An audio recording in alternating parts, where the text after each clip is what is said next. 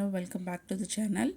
இன்னைக்கு accounting for share capital அப்படிங்கிற lesson தான் நம்ம படிச்சிட்டு இருக்கோம். ஸோ அதில் வந்து terms of issue of shares வந்து படிக்க போகிறோம். இப்போ நம்ம படிச்சிட்டோம், இன்ஸ்டால்மெண்ட்டில் வாங்குவாங்க, லம்சமில் வாங்குவாங்கன்னு படிச்சிருக்கோம் போன வீடியோவில். ஸோ இப்போ என்ன படிக்க போகிறோன்னா, இந்த ஷேர்ஸை வந்து பாரில் வாங்குறாங்களா ப்ரீமியம் வாங்குறாங்களான்னு பார்க்க போகிறோம். இப்போ பார் அப்படிங்கிறது வந்து ஃபேஸ் வேல்யூ. இப்போ கம்பெனி வந்து 10 ருபீஸ்க்கு விற்கிறாங்க அப்படின்னா 10 ருபீஸ்க்கு வாங்குறது தான் என்னது பார் வேல்யூ. அண்ட் ப்ரீமியம் அப்படிங்கிறது என் கம்பெனியோட ஷேருக்கு நிறைய டிமாண்ட் வந்து இருக்குது. ஓகே, ஸோ சீக்கிரமாக என் கம்பெனியோட ஷேரை நான் ஓப்பன் பண்ண உடனே எல்லாருமே வாங்கிடுவாங்க, டிமாண்ட் ஜாஸ்தி. ஸோ அப்படின்னும் போது நான் 10 ருபீஸ்க்கு விற்றேன்னா என் ஷேரை வாங்கினா நிறைய டிவிடெண்ட் கிடைக்கும். அப்போது நான் வர சப்ஸ்கிரைபர் என்ன பண்ணுறாங்கன்னா, நீங்கள் 10 ருபீஸ்க்கு விற்கிறீங்க, பட் ஆனால் நாங்கள் 12 ருபீஸ் கொடுத்து வாங்கிக்கிறோம் அப்படின்னு சொல்கிறாங்க அப்படின்னா அதுதான் ப்ரீமியம்.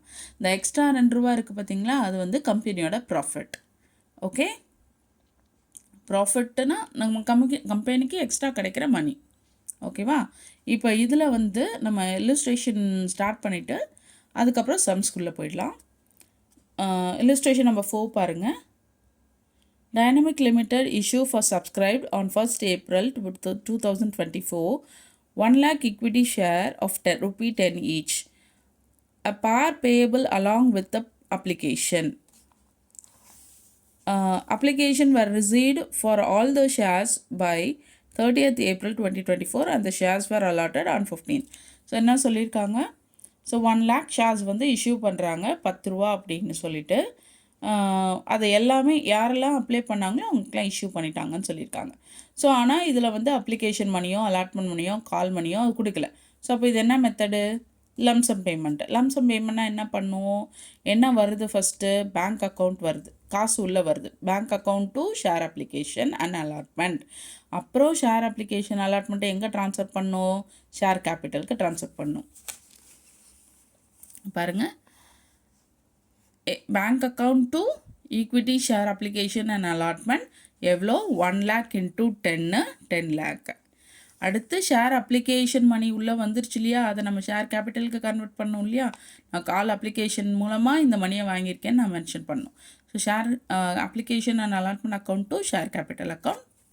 ஓகே, ரொம்ப சிம்பிள். இது லிசன் பண்ணிக்கிட்டிங்கன்னா என்ன நம்ம ஜேர்னல் என்ட்ரி படித்தோமோ அதுதான். எக்ஸ்ட்ரா வந்து ஒன்று ஆட் ஆகிட்டே போகும்.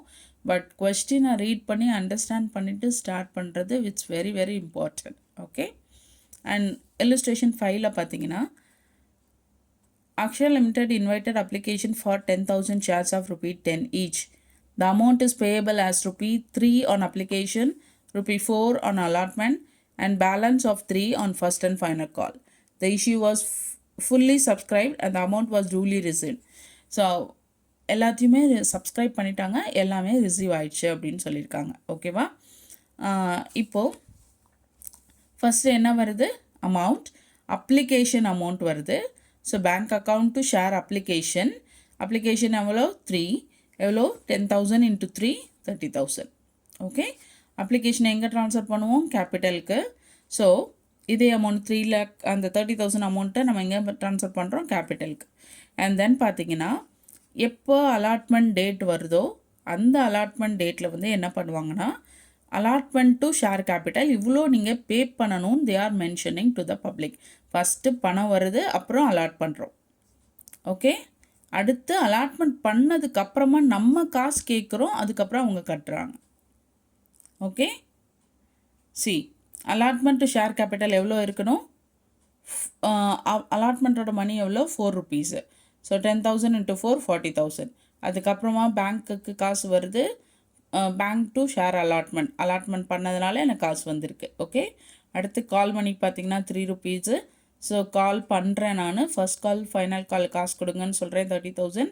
அண்ட் தென் பேங்க் அக்கௌண்ட்டுக்கு காசு வருது 30,000. புரியுதா? ஓகே, இப்போ வரைக்கும் நம்ம பாரில் எப்படி போட்டோம், ஃபேஸ் வேல்யூ அப்படியே போட்டிருக்கோம், ரைட்?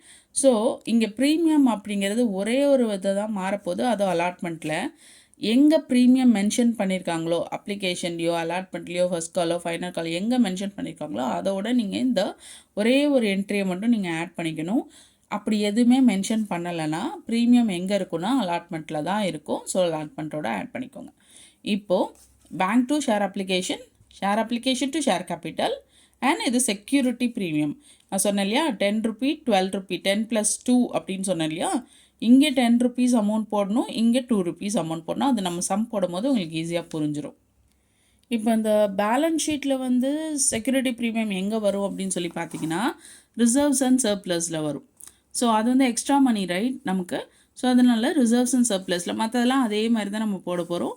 லாஸ்ட்டாக ஃபைனலாக செக்யூரிட்டி ப்ரீமியம் போட்டு அதோட அமௌண்ட்டை எடுத்துகிட்டு போய் எங்கே போட போகிறோம், அங்கே அதாவது நம்மளோட கம்பெனி அக்கௌண்ட்டில் 2 lakh வந்து கேபிட்டலாகவும் 40,000 வந்து ப்ரீமியமாகவும் இருக்குதுன்னு நான் மென்ஷன் பண்ணுறேன். ஓகே, அதே தான் இங்கேயும் பார்த்தீங்கன்னா தெரியும், எங்கே ப்ரீமியம் வந்து அலாட் பண்ணியிருக்காங்களோ அங்கே நான் வந்து போட போகிறேன்.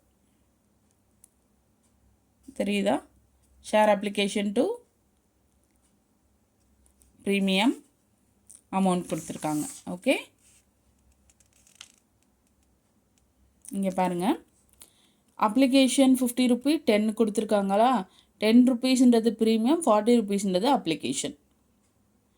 40 ருபீஸ் 10ங்கிறது premium, 30 allotment 10 premium. Okay, so அப்போ நீங்கள் பார்த்தீங்கன்னா இங்கே ஒவ்வொன்றிலையும் என்ன பண்ணிட்டே வந்திருப்பாங்க, 40 ருபீஸ் வந்து அப்ளிகேஷன் மணியாகவும் 10 ருபீஸ் வந்து அலாட்மெண்ட் மணி செக்யூரிட்டி ப்ரீமியமாகவும் கொடுத்துருப்பாங்க. ஓகேவா?